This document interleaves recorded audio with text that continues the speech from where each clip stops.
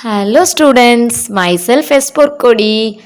I'm going to discuss about OOPS concepts like object-oriented programming. இந்த object-oriented programming எதை base பண்ணி இருக்கும் அப்படின்னா C++ அப்படின்னு சொல்லுவோம்.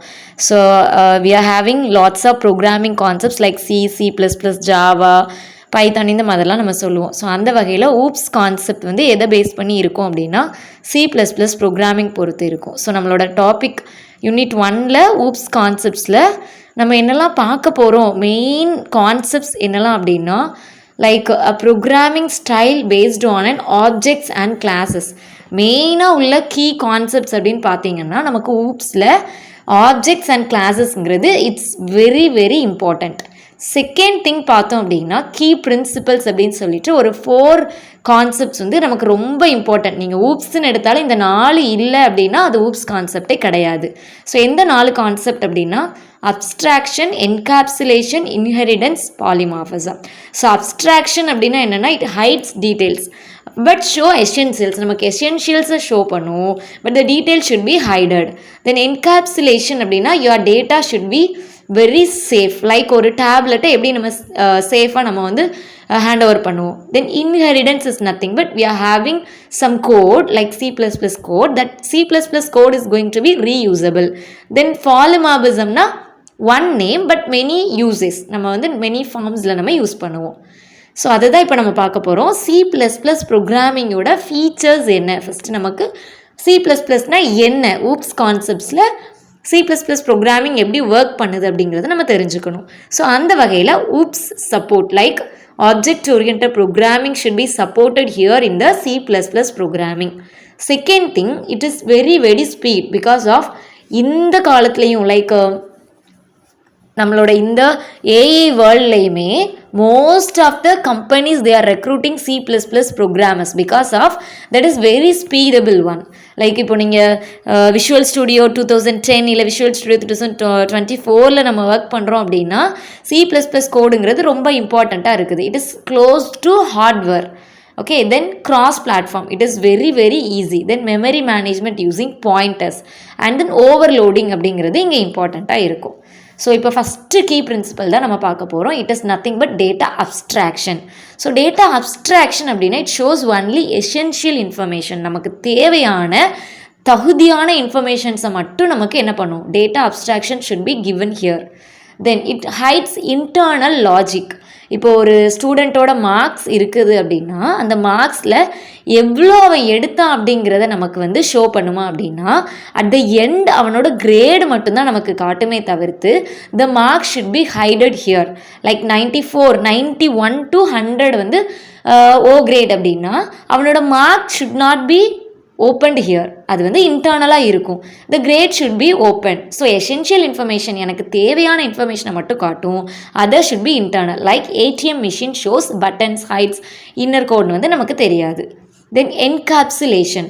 என்கேப்சுலேஷன்னா இங்கே நீங்கள் இமேஜின் பண்ணிக்கோங்க, இப்போ கேப்சியூல் நமக்கு வந்து ஒரு கேப்சியூல் டேப்லெட் கொடுக்குறாங்க அப்படின்னா உள்ளே நமக்கு என்ன சொல்லுவாங்க, அந்த கேப்சியூல் டேப்லெட்டை அப்படியே நீங்கள் போடுங்க, அதை ஓப்பன் பண்ணி போடாதீங்க அப்படின்னு சொல்லுவாங்க. Because that is very costly. ஓகேவா? ஸோ அதான் இட் கம்பைன்ஸ் டேட்டா. நமக்குள்ளே என்ன இருக்குது, அந்த டேப்லெட்கான இன்க்ரீடியன்ட்ஸ், தேவையான முக்கியமான அந்த மெடிசன் இருக்குது. ஸோ அதுதான் combines data. I need the important data plus functions in a class. So whatever you want in the functions in a running class, நான் வச்சிருக்கிற அந்த கிளாஸுக்கு தேவையான ஃபங்க்ஷன்ஸ் அண்ட் டேட்டா வந்து அங்கே கம்பைன் ஆகிருக்கும். Then it protects data using private and public. 2 விதமாக நமக்கு என்கேப்சுலேஷனில் டேட்டாவை வந்து பாதுகாப்பாங்க. எந்த விதமாக அப்படின்னா it's like private and public. ப்ரைவேட்னா நான் மட்டும் ஆக்சஸ் பண்ண முடியும், public anywhere any one can be accessible. Okay, so example பார்த்தோன்னா இட் இஸ் ப்ரைவேட் டேட்டானா ப்ரைவேட் வந்து நம்ம ரொம்ப யூஸ் பண்ண முடியாது. லைக் அதை வந்து நம்ம என்ன சொல்லுவோம் அப்படின்னா லோக்கல் அப்படின்னு சொல்லுவோம். பப்ளிக் டேட்டாவை எப்படி சொல்லுவோம் அப்படின்னா global. So that we can use get method அப்படின்னு நம்ம சொல்லுவோம் ஊப்ஸில். So next class and object. It is one of the very very important. இப்போ ஒரு ப்ரோக்ராம் எழுதுறீங்க அப்படின்னா C++ ப்ரோக்ராமில் கட்டாயம் நமக்கு வந்து கிளாஸ் அண்ட் ஆப்ஜெக்ட்டுங்கிறது தேவை. ஸோ அதுதான் என்ன சொல்லியிருக்காங்க, class is nothing but as a blueprint like a plan. இப்போ நான் ஒரு ப்ரோக்ராமை எப்படி எழுதணும், எப்படி I'm going to write a C++ oops program in my concept. Then object அப்படின்னு பார்த்தோன்னா it is a actual item. So ஆக்சுவலாக என்கிட்ட என்ன ஐட்டம் இருக்குது, கிரியேட்டட் ஃப்ரம் த கிளாஸ். கிளாஸுக்கு தேவையான ஆக்சுவல் ஐட்டமை நான் க்ரியேட் பண்ணுவேன். ஓகேவா, ஃப்ரம் த கிளாஸ்லேருந்து ஆப்ஜெக்ட்டுக்கு. தென் எக்ஸாம்பிள் பார்த்தோம் அப்படின்னா கிளாஸ் கார். ஸோ கார் அப்படிங்கிறது என்னது, என்னோட கிளாஸு. ஸோ கிளாஸ் நேம் தான் அந்த கார் ஆஃப். ஓகேவா, ஸோ கிளாஸ் நேம். தென் கன்ஸ்ட்ரக்டார் அப்படின்னா special function called when object is created. இங்கே வந்து கன்ஸ்ட்ரக்டார் டிஸ்ட்ரக்டார் அப்படின்னு சொல்லிட்டு 2 டைப் இருக்குது. ஸோ கன்ஸ்ட்ரக்டார்னால் நமக்கு it is special function. So that is called constructor. And when object is created, எப்போ ஆப்ஜெக்ட் கிரியேட் ஆகுதோ அந்த இடத்துல கன்ஸ்ட்ரக்டார் யூஸ் பண்ணுவாங்க. Then same name as class நேமே மாதிரி சேம் நேமாக இருக்கும். But here no return type. நமக்கு கிளாஸை பொறுத்த வரைக்கும் அங்கே ரிட்டன் டைப் இருக்கும். கன்ஸ்ட்ரக்டர் பொறுத்து we don't have any return type. So for example car of அப்படின்னு கொடுத்துருக்குறோன்னா count is going to be created. So நான் கவுண்ட் அப்படின்னு கொடுக்குறேன்னா அந்த கவுண்ட் எனக்கு என்ன ஆக போகுது, கிரியேட் ஆகிட்டே போகும். ஓகேவா, ஸோ இதே டிஸ்ட்ரக்டர் அப்படின்னு, what is the difference between constructor and destructor அப்படிங்கிறது கட்டாயம் நமக்கு கேட்குறதுக்கு சான்சஸ் இருக்குது. ஸோ டிஸ்ட்ரக்டர் அப்படின்னா it is not an special function, நம்ம ஆப்ஜெக்ட் கிரியேட் பண்ணாமல் யூஸ் பண்ணிக்கலாம். Then static members. So static, what is the difference between static and dynamic? நம்ம நெக்ஸ்ட் வீடியோவில் வந்து நம்மளோட இதோட 3rd பார்ட் படிப்போம். ஸோ அந்த 3rd பார்ட்டோட மினி கான்செப்ட்ஸ் நம்ம பார்ப்போம். ஸோ அந்த 3rd பார்ட்டில் நம்ம உங்களுக்கு என்ன கொடுத்துருப்போம் அப்படின்னா கட்டாயமாக we have an extra concepts. So like that extra concept is nothing but dynamic ஓவர்லோடிங்லேருந்து வந்துடும். Okay, so static members, static and dynamic. ஸ்டாட்டிக்னால் நமக்கு என்ன ஆகும், சேஞ்ச் ஆகாது, ஃபிக்ஸு. டைனமிக்னா சேஞ்ச் ஆகும். ஸோ அதான் it belongs to class, not individual object. எனக்கு வந்து இண்டிவிஜுவலாக இருக்காது. Then same name same value shared by all objects. எல்லா ஆப்ஜெக்ட்டுக்கும் ஒரே வேல்யூ வந்து, அப்போ இது இட் இஸ் குளோபல். அப்போ ஸ்டாட்டிக் இன்ட்டு கவுண்ட்டு. இது என்னால் என்ன பண்ண முடியாது, can't change as a globally. எந்த இடத்துலையும் என்னால் சேஞ்ச் பண்ண முடியாது. Then constant members.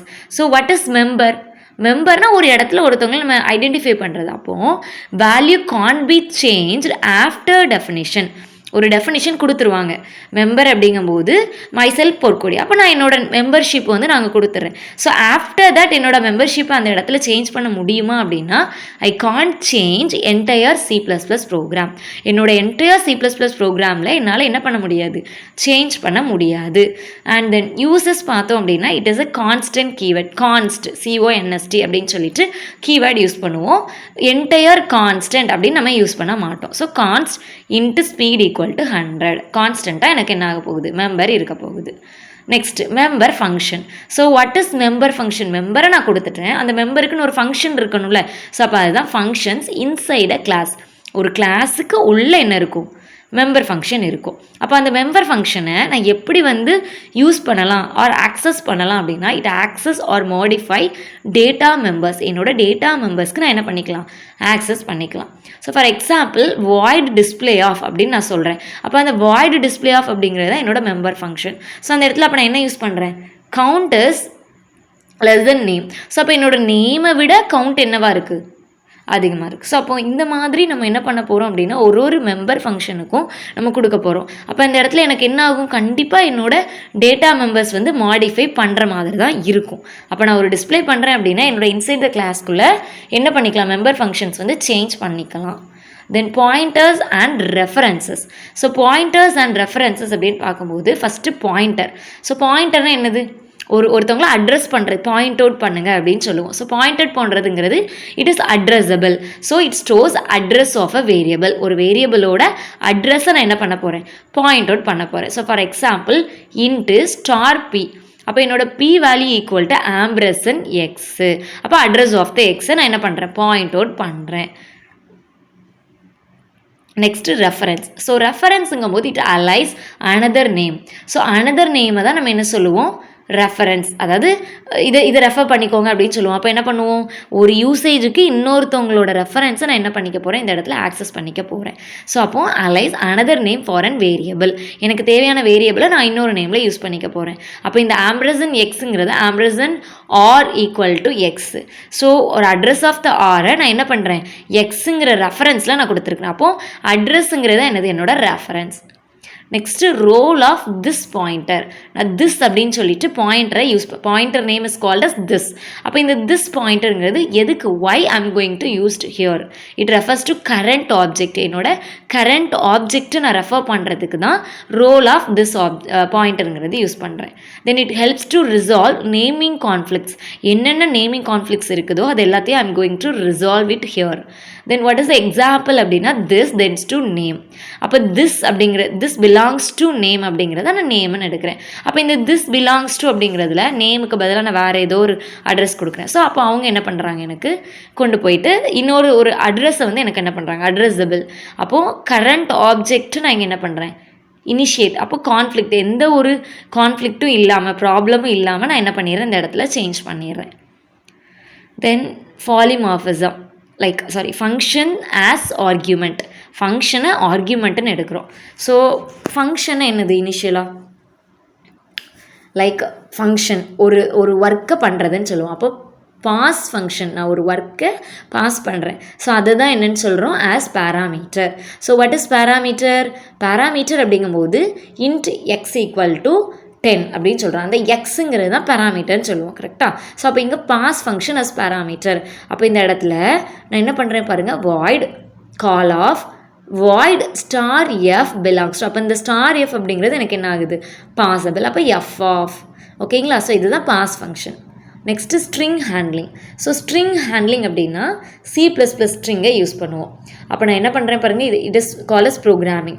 So C++ string அப்படின்னு சொல்லிட்டு string s equal to hello, எஸ்ஸுங்கிற ஸ்ட்ரிங்குக்கு ஹலோ பாஸ் பண்ணுறேன். இதில் நமக்கு காமன் மெத்தட்ஸ் 3 மெத்தட்ஸ் இருக்குது. Length of, substring of, up and of. So length அப்படிங்கும்போது ஹலோங்கிற ஸ்ட்ரிங்குக்கு எனக்கு எத்தனை லென்த் இருக்குது, there are 5 length is here. So அப்போ 5. சப்ஸ்ட்ரிங் அப்படின்னா இன்னொரு ஸ்ட்ரிங்கை நான் என்ன பண்ண போகிறேன், கொடுக்க போகிறேன். தென் அப் அண்ட் ஆஃப் அப்படின்னா இன்சர்ட், ஒரு ஸ்ட்ரிங்கை நான் கொண்டு போயிட்டு இன்சர்ட் பண்ண போகிறேன், ஓகேங்களா, ஆட் பண்ண போகிறேன். ஸோ அதுதான் அப் அண்ட். அப்பன்னா இன்சர்ட், புதுசாக ஹலோ பொர்க்கோ இல்லை ஹலோ வேர்ல்டு. ஸோ இதோ ஒன்று நான் என்ன பண்ண போகிறேன், I'm going to add it here. இந்த ஸ்ட்ரிங் ஹேண்ட்லிங்கில் நான் ஆட் பண்ண போகிறேன். So that's why up and of.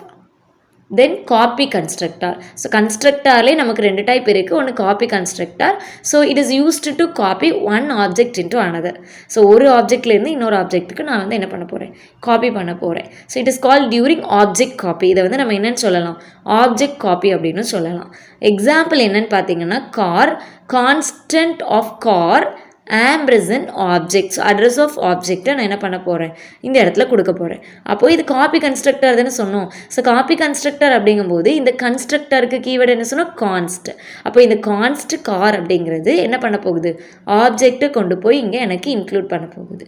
So it is call during object copy. இது வந்து நமக்கு என்னது, டியூரிங் என்னோட ஆப்ஜெக்டை காப்பி பண்ணுற நேரத்தில் இது நடக்கும். Okay, so next polymorphism. So polymorphism is also one of the very important key principles in your OOPS. So same function or operator behaves differently. ஒரே ஃபங்க்ஷனாக இருக்கும் ஒரு ப்ரோக்ராமில், but it works at different activity வந்து என்னவாக இருக்கும், டிஃப்ரெண்ட்டாக இருக்கும், ஓகேவா? அதே மாதிரி அதோட ஆப்ரேட்டரும் நமக்கு என்னவாக இருக்கும், டிஃப்ரெண்ட்டாக இருக்கும். அதோட ஆக்ஷன்ஸோ இல்லை ஒர்க்கிங்கோ இல்லை அதோட ஃபங்க்ஷனாலிட்டிஸோ நமக்கு என்னவாக இருக்கும், வேறு மாதிரி ஒர்க் பண்ணும். So there are 2 types in your polymorphism. So one is compile time and another one is run time. So compile time, run time போது என்னோட ப்ரோக்ராம் வந்து கம்பைல் பண்ணுறப்போ வர்றது கம்பைல் டைம், ரன் பண்ணுறப்போ வர்றது ரன் டைம். ஸோ இதில் compile time பாலிமார்ஃபிசம்ங்கும் போது there are 3 concepts: function overloading, operator overloading, resolved during compilation. Compilation நடந்துட்டு இருக்கும் போதே என்னோட எரரை வந்து கம்பைல் பண்ண. ஆக்சுவலாக இது ஒன்றும் இல்லை, நமக்கு எரர் அப்படின்னு சொல்லி பார்க்கும்போது இட் இஸ் வெரி ஈஸி.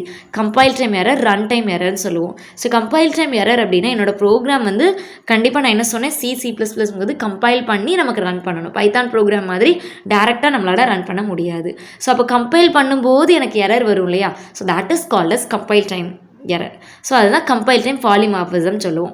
இது ரன் டைம்ங்கும் போது நான் கம்பைல் பண்ணி எனக்கு எரர் கிடையாது, நெக்ஸ்ட்டு ரன்னு கொடுப்பேன்ல அந்த டைம் எனக்கு எரர் வரும் பார்த்தீங்களா. So that is called as run time.